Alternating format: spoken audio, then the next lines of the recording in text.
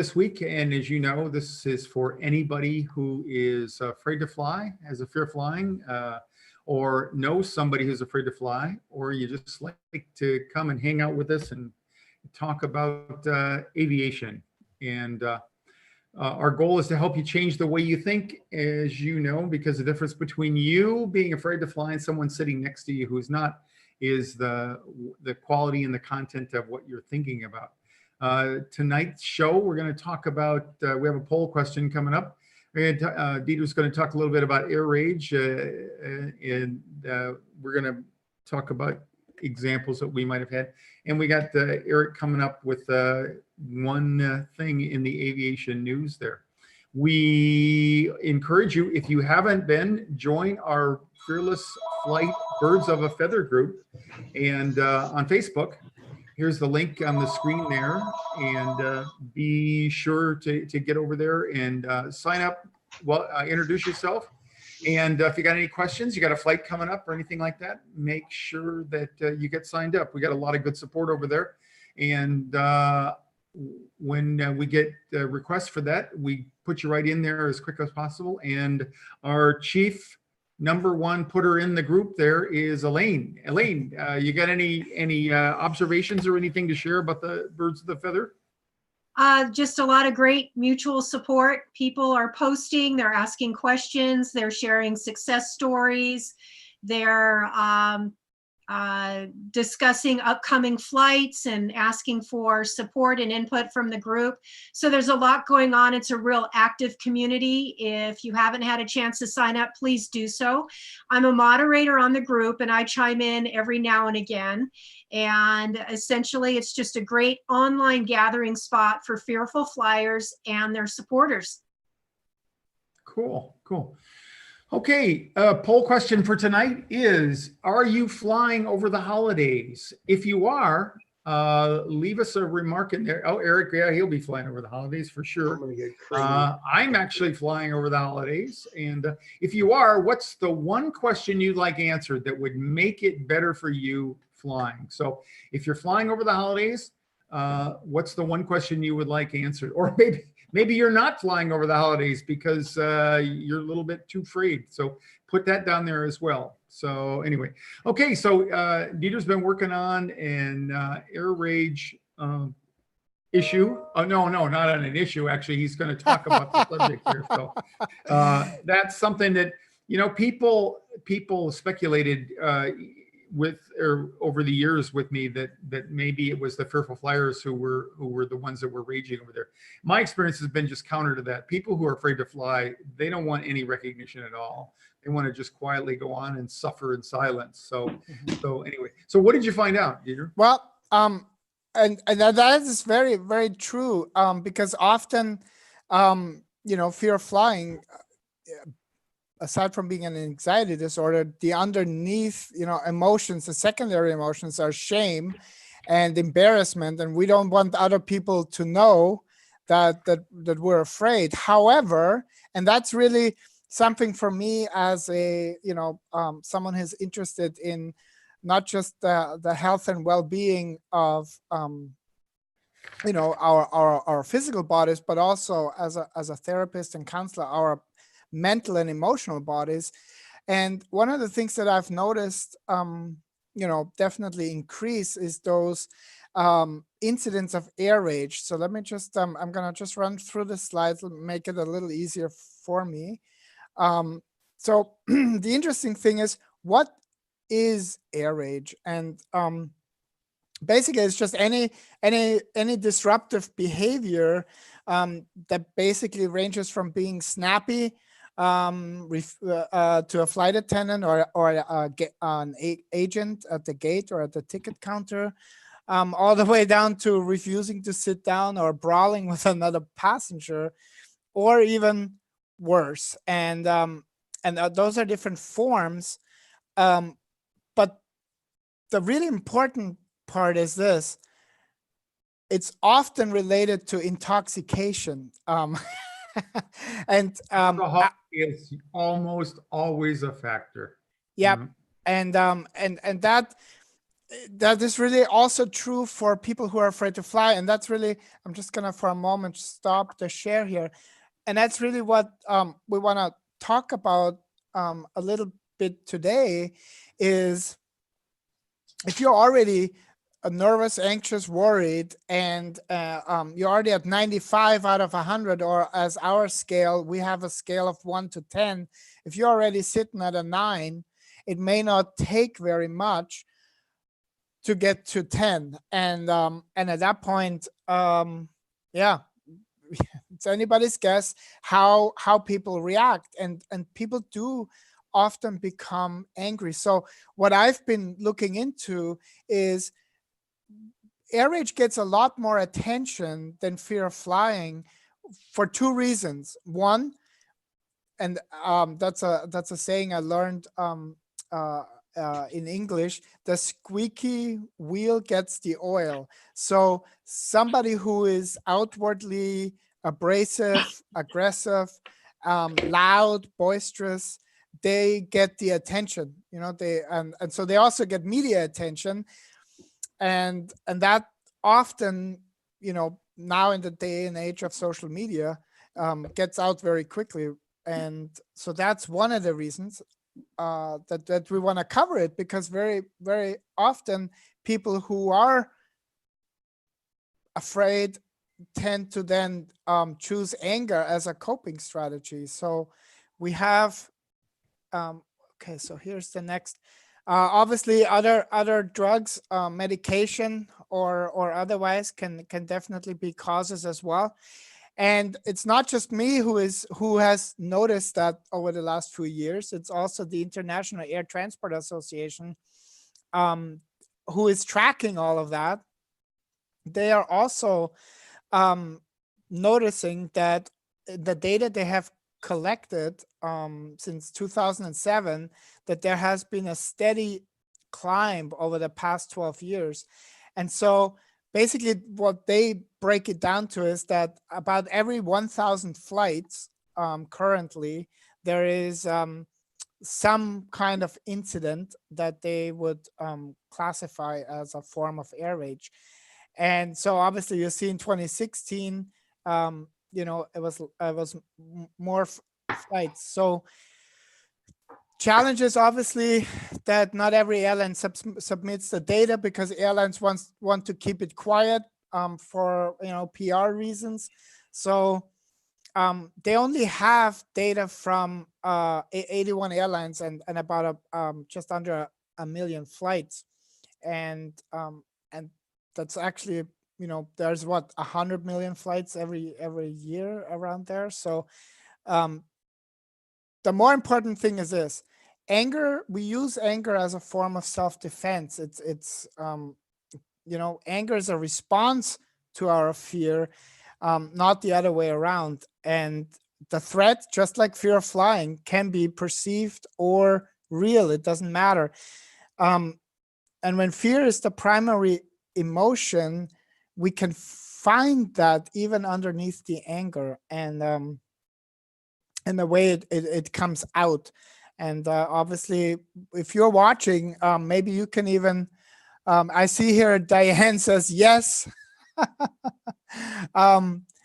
And Tracy is funny. She said, "Oh, great. I didn't consider being afraid of somebody going to freak out on the plane." So and that's a good point, because it makes everybody else around you, around the person, uncomfortable too. So absolutely. So. And that's an important part of people who deal with anxiety in general.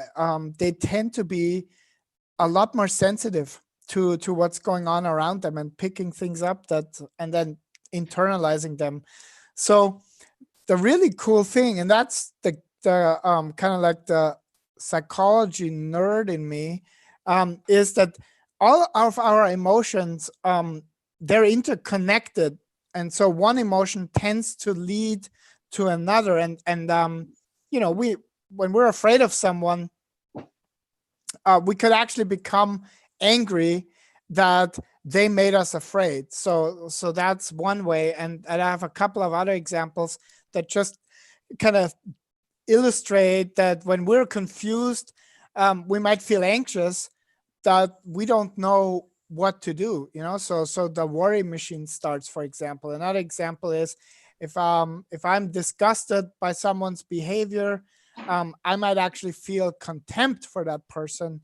And again, the whole it's better to feel angry. It's a more powerful state than feeling in pain or feeling afraid or ashamed. And that's a big part, because fear and anger are actually very, very similar. And in terms of how it shows up in our it shows up in terms of our autonomic nervous system, our our breathing, our heart rate. And that's really, really important, because what we want to do is as a fearful flyer, is we want to recognize the trigger that leads to the story that we tell ourselves, that then leads to all the physiological effects that are that are embedded in the story. And maybe, Ron, that's where you can kind of like jump in and give your personal experience, maybe even. Yeah. I was in the first month of my airline career, flying an airplane that had 51 seats in it. We took off we started in Grand Island, Nebraska. About 30 minutes later, we got to Lincoln. And as we pulled up to the gate, the flight attendant came up. We had one flight attendant on that airplane, and comes up to the captain. I was the first officer, and says, hey, we got this guy back there. He's pretty well under the weather. I haven't served him any alcohol, but he's really getting loud, obnoxious, and using a lot of profanity. And the captain turned to me. He says, that's okay. I'll go get the paperwork. Ron will take care of it. I thought, oh, nice. Really nice. Mr. Nice Guy Ron. And so I was just sitting there. I immediately went into a contemplative mode, hoping that it would get all better by itself. And of course it didn't. And the guy got really, really nasty. So she said, hey, Ron, can you go back there and talk to him? So I went back there, and lesson number one, I took my really nice self back there, and I opened my mouth and I said, sir, if you can't calm down. And I paused just a little bit, and he was all over me like bees on honey.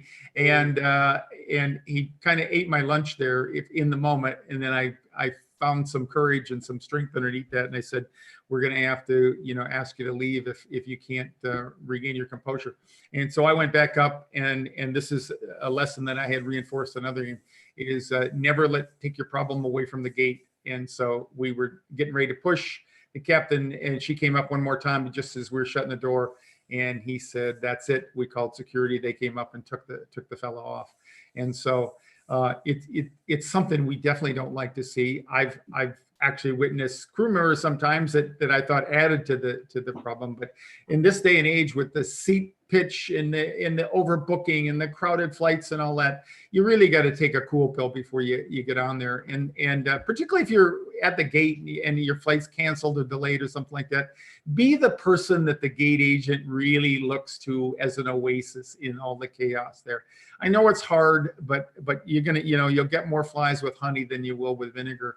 And so, we all need to be more responsible in this day and age. And yeah. So before I wanna ask Eric the same question, but I do wanna say that our FearlessFlight resident flight attendant Dian Hanson, she hasn't been working as a flight attendant that long. I can't exactly remember, a few months, I think.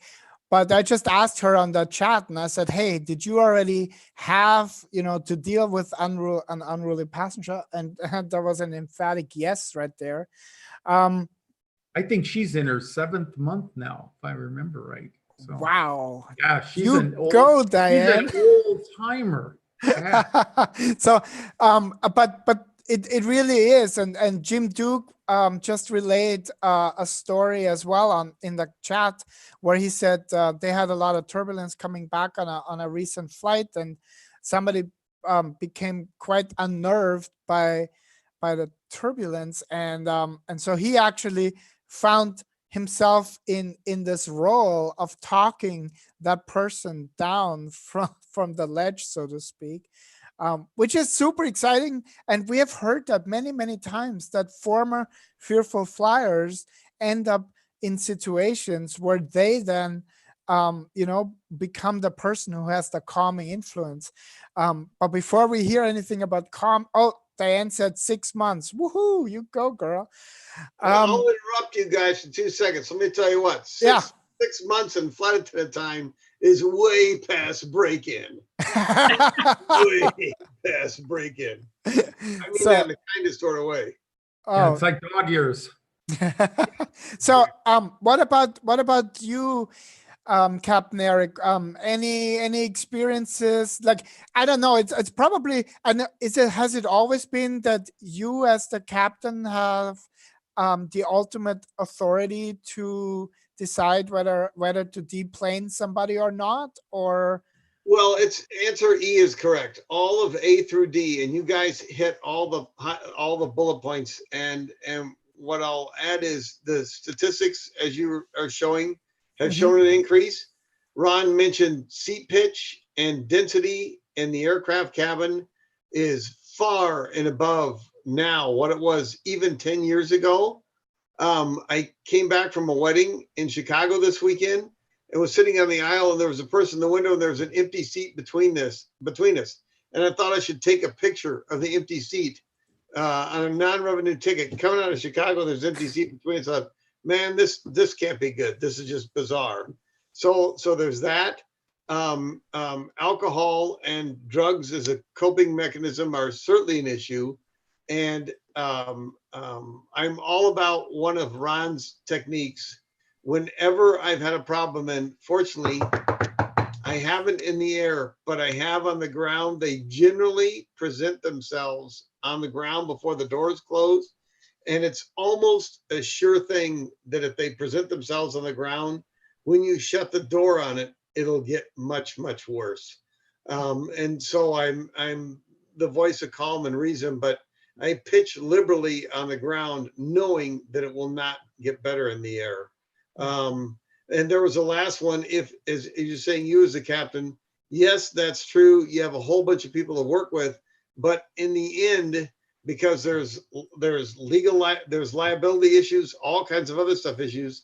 If you'll take responsibility for the removal with the ground security coordinator and the other people, they'll breathe a sigh of relief that they can say, well, the Follow Me Challenge guy said I had to do it. So if you do that, that facilitates that stuff and makes it better. So really everything you guys talked about is correct. And you know what I found interesting in my research, and I know that Ron, you can comment on that. The interesting part is that there is an international conference every year on air rage, but there is no international conference on fear of flying. At least there hasn't been in how long, Ron? A long time. 12 years was the last one that I was aware of. Yeah. So, and that really affirmed my suspicion, of it's these people are very photogenic, so to speak, with your iPhone or your Android when you're sitting there. If you're still anywhere near a tower, people live stream stuff all the time. So there's a lot. It's a lot more immediate, and airlines can't really keep it quiet. It's not, you can't contain it in a way it had been in the past. And one of the things that I'm really wondering is, and that's kind of like the lead in also to our fear of flying research study that we're inviting you, if you're watching this, whether it's live or you're watching the replay, we're inviting you to participate in what we intend to be the world's largest fear of flying research study. And because only with data, can we really steer the ship in a direction that's helpful for fearful flyers and service providers like airlines and even people on the ground like gate agents and and so forth.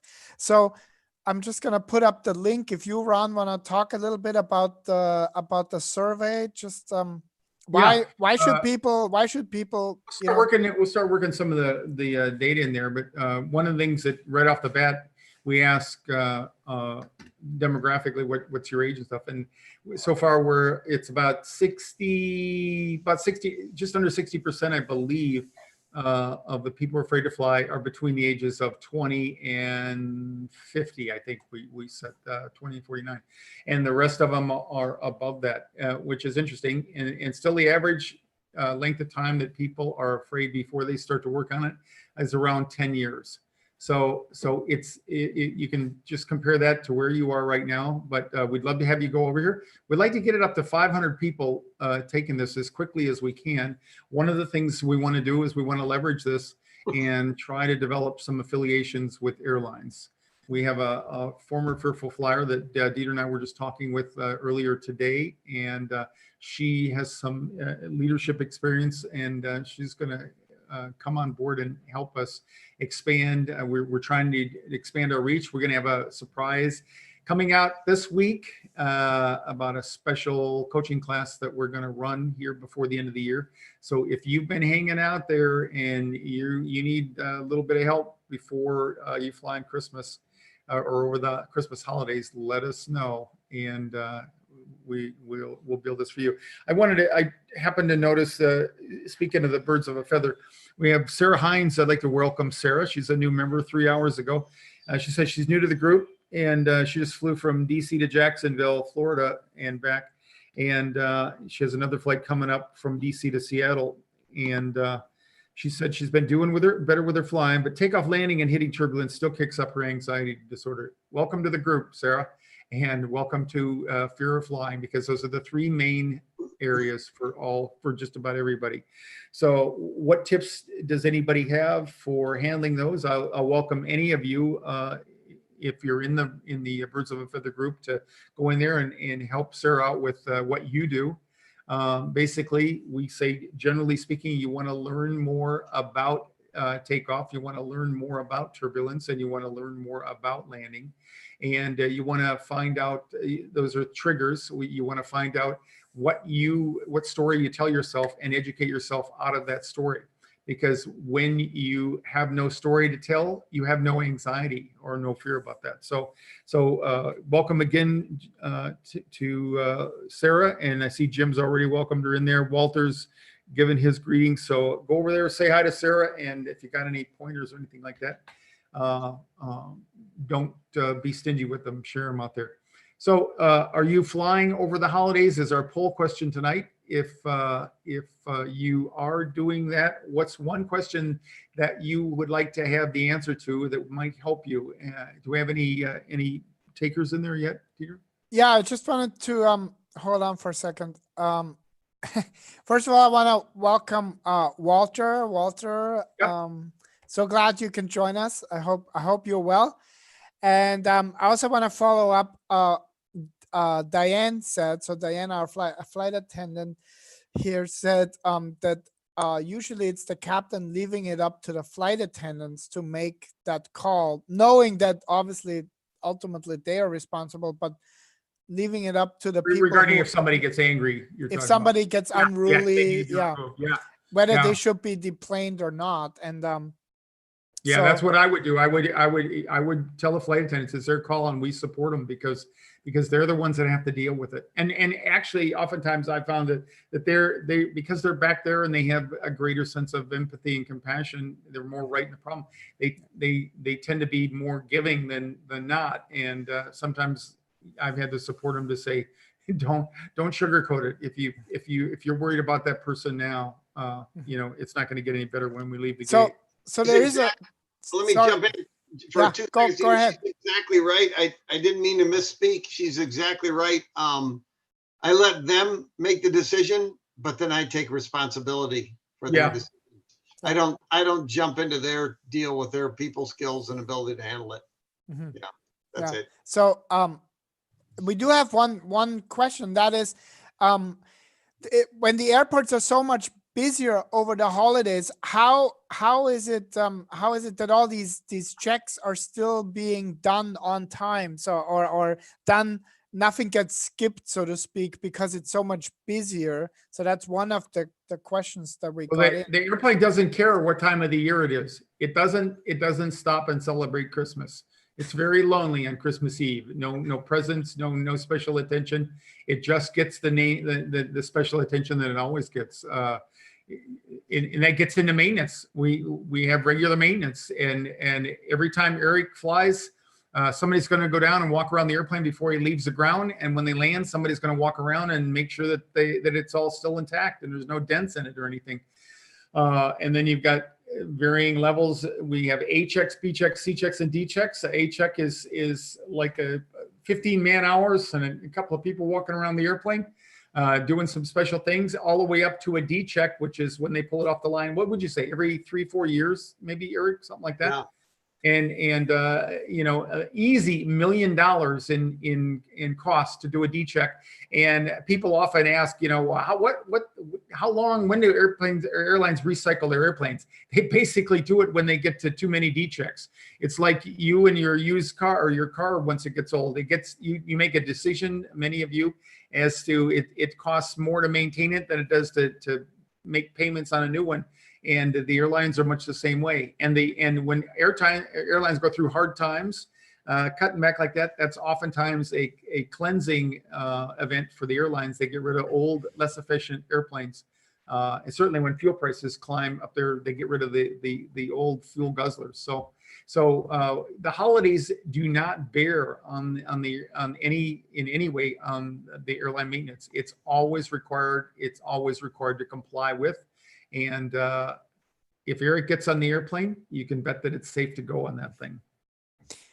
Okay. And one other follow-up, no, it's not a follow-up, but one other question that I saw in one of the chats is, what about ice and stuff on the runway? Because I guess that came out on a group thread about like that plane, one of the planes skidding off in O'Hare there. Yeah. And so the question was, what about, if they're skidding when it's wet, what about when it's icy and stuff? How do you handle that, Eric? Well, I'll make a quick soundbite, and if I don't cover it, let me know from inbound questions. But we talked about this a couple of weeks ago. In the wintertime, and we refer to ice and everything else on the runway as levels of contamination. And we measure our ability to stop based on braking coefficient. How much force can our tires exert against the runway? And we have a little vehicle that runs down the runway at extreme high rate of speed, slams on the brakes, and has a device to measure the coefficient of friction. And that is transmitted to us in the air so that we know if we have a braking action report of excellent, good, fair, poor, or nil. And we have a numerical thing to translate that to say, how is that going to affect our stopping distance? So we have a very good idea and can adjust our performance, our landing speeds, our flap setting, that kind of thing. Before we approach a runway, we know what that coefficient of friction is going to be and how it'll affect the stopping distance. And I think, with the exception in the last 3 weeks when they got that hard hit in the Midwest, East Coast, there were 4 incidents, and all 3 of them, none of them involved the runway. They involved taxiing, exiting the runway, and sliding off the taxiway that exited the runway, which you have to be very careful with. I think only one involved a possible overrun. On that, I'm not sure. So the high-speed vehicle does not exit the runway at high speed to see if it can stay on the piece of pavement. So that's up to the pilots to exercise some judgment and not try to turn off early and heavily side load the landing gears. That takes time and caution, but in the back of your mind, you always have pressure because the tower wants you off to clear the runway, and there's always somebody behind you and that kind of thing. But but if you make the turn too fast, the inevitable will happen, exiting the runway. and the basics of landing that, you know, that gets overlooked there is every time, doesn't matter whether the runway has contamination or it's slippery or it's wet or anything like that.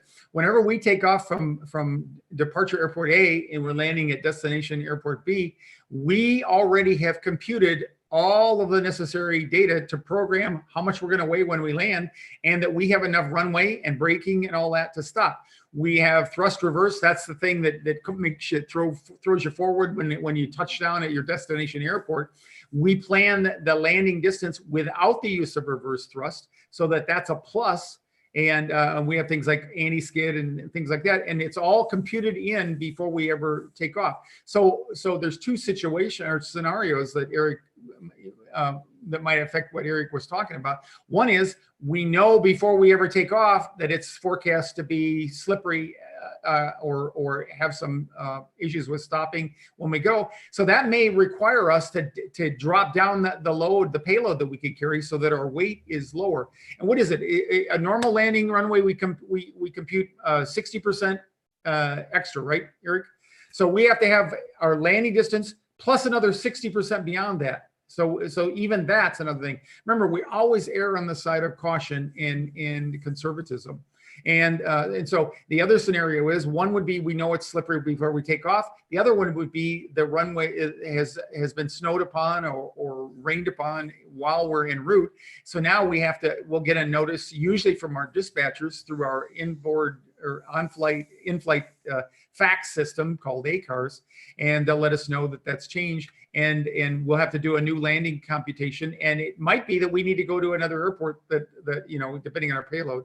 But if it's a long enough flight, usually we burn down enough fuel en route to more than compensate for that. So it's not something that we take lightly. And like Eric said, most of the issues so far this year have been issues with the airplanes turning off somewhere and dropping a wheel off the hard surface of the runway, which it's not that hard to do, particularly at night when it's snowing and stuff, because it's you know, everything turns white and the lights reflect away. So there's one question that's connected, and I just wanna, and the reason why I wanna share it is because there are no dumb questions. It's so important, again, that, you know, this show is really for you. If you're watching this and you're a fearful flyer and you have any questions about, you know, surrounding your fear of flying or what you could do to help yourself manage yourself better over the holidays, you got to let us know how we can help you. So that's really the deal. So the question, which was prefaced with, this is probably a dumb question, it's not, is do you guys have anti-braking systems? Like, you know, so that the I guess the tires won't lock up, just like in a car. Do you, don't you? What's the deal with that? Talk to them. Not just like a car. We had it before the cars had it. And ours are way smarter. Way smarter. How are they smarter? We have multiple sets of wheels, and the cars call it anti-lock braking system. We call it anti-skid, and it does the same thing. It measures the amount of force the tire can exert to the runway. If the tire starts to skid, it releases and reapplies braking pressure. And the way ours are smarter is it will do that if we're braking manually, or if we're using our auto brake system. We can select levels of deceleration of certain amount of feet per second, and the auto brake system will operate or modulate the brakes to give us that rate of deceleration, and the anti-skid system will continue to operate while we have automatic braking. And if we're operating the thrust reverse, it goes, oh, okay, that's good. I'm decelerating. I don't know why, but this is good, and I'll modulate the system to make this rate no matter how we slow down. So it's a pretty smart system, and it can work on paired sets of wheels or individual wheels, depending on how it's set up. It's a pretty trick deal. One of my favorite pieces of trivia, the wheels operate on a 20% rolling skid.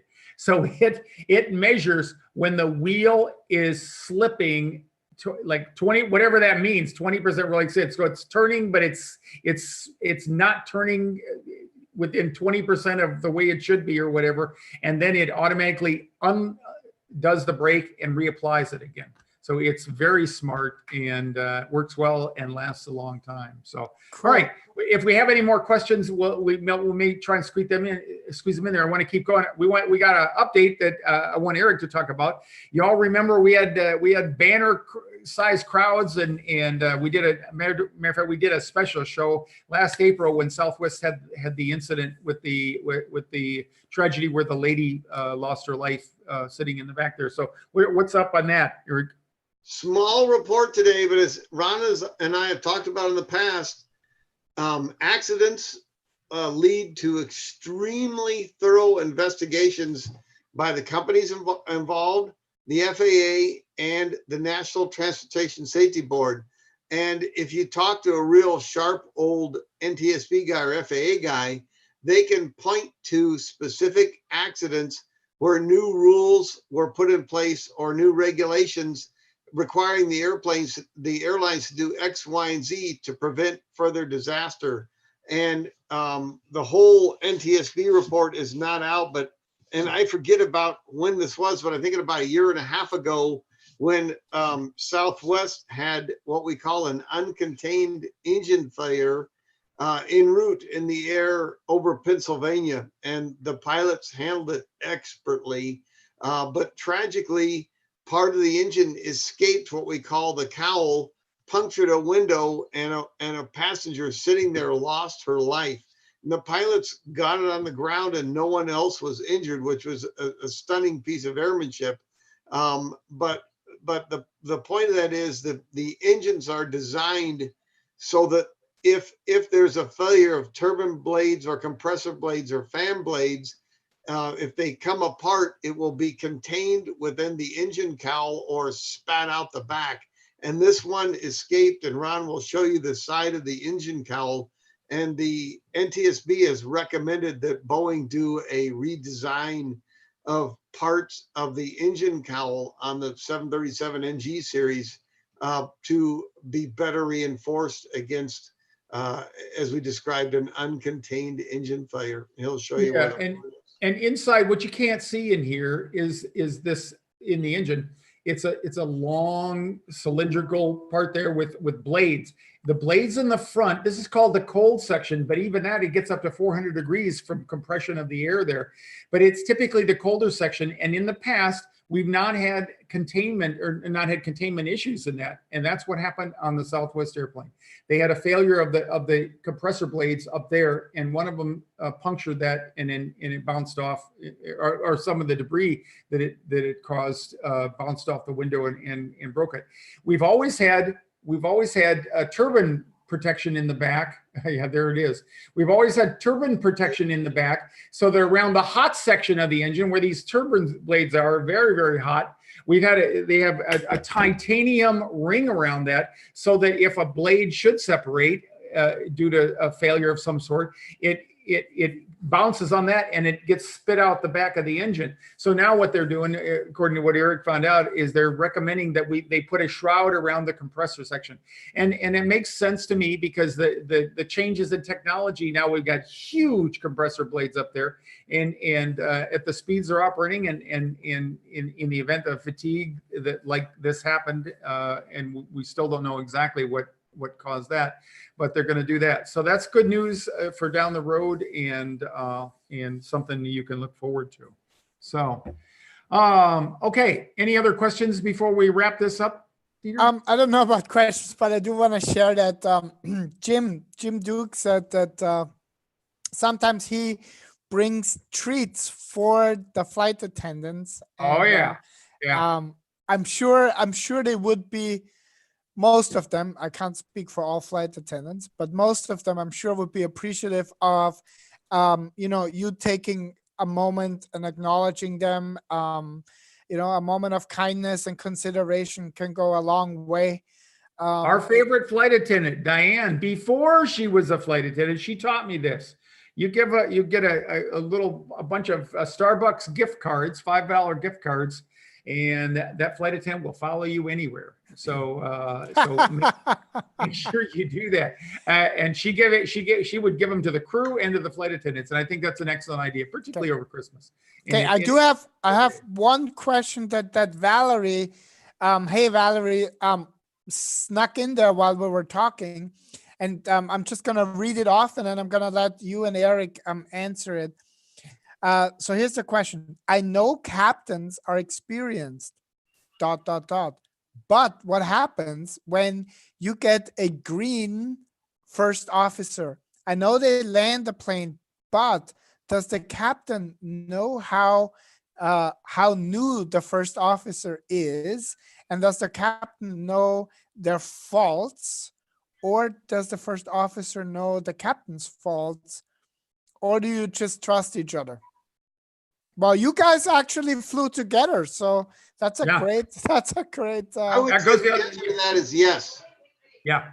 And when you get a green pilot as your pilot in the airline, that guy probably came to the airline with 5,000 hours and a captain. At least it was a captain at another airline. So you're not talking about somebody that just walked down to the local airport and jumped in a Cessna for his first flight.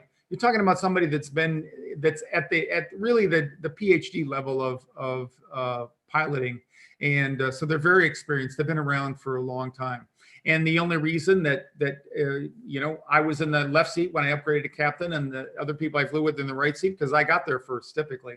So it is a seniority system at almost all the airlines. And so when there's an opening in the airline, due to retirements, like when I retired, or people moving on to another airplane, that opens up a captain seat, and then you get a chance to upgrade it, and then they hire somebody new.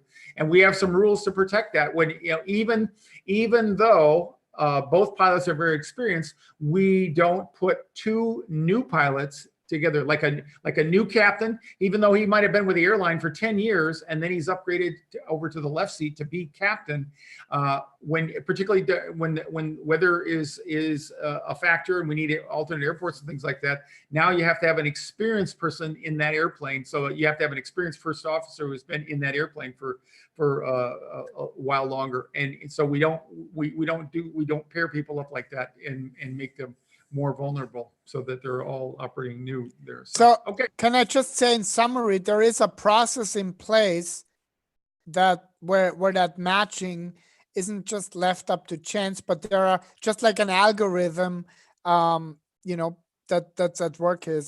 Would that be fair to? Yeah, the answer to the question is one, if both pilots are experienced above the minimum level, reasonable level experience, it's left up to chance. Two, if one of them is a new pilot, they will not be paired with another new pilot. And three, ultimately, when you're flying with a brand new guy, they're usually razor sharp because they just went through training, and the first officer goes through with minimal differences the exact same kind of training on that airplane as you do. So they're generally very sharp on the equipment. And when you check in, you can see the experience level of the guy you're flying with, how long he's been in the airplane, that kind of thing. Yeah, and again, we haven't even talked about training. Both pilots got to go through regular training. They got to experience regular line checks where they have either a company check pilot or an FAA examiner sitting on the jump seat, looking over their shoulders. So we're constantly being evaluated, more so than your doctor, believe it or not. Your doctor has to go to get some continuing education every so often. We have to actually prove our skills in the simulator. It's and Eric will tell you, man, there's nothing like your simulator check coming up. It just ruins you and ruins everybody around you for about a month leading up to it. And when you get done, you can tell somebody when they come out like a wet washcloth, and they're just totally relieved. But it's a very demanding, and I'm not making that up. It's so. My favorite part of the question was, do you know all their faults? No. The only way to find all their faults out is after the trip, you go to a watering hole and pour some adult beverages or truth serum in them when they're real tired. And then you can, that's the only way you can find out all the faults. You have to find that out later. And usually they'll tell you your faults. So, so all right. So we got to wind this up. I got a coaching call, a fellow waiting on me. And that reminds me, I've got open slots. I've had a lot of you sign up for that. We just did an interview on Coast to Coast last Friday night. And I made well, I won't say it's a mistake. I blabbed my Captain Ron at FearlessFlight.com, and I had a whole bunch of people that signed up for coaching, 15-minute free coaching calls. So use it. That's what it's there for. If you don't know what to do and you want to get started, give us a call, go online, and maybe Dieter will put the link in there for a free 15-minute phone call, schedule it, and get yourself going. So we'll be back. We've got a couple of shows here before Christmas, but Yeah, we should also make a show sometime of all the people that write us back just after the 15-minute coaching call. Yeah.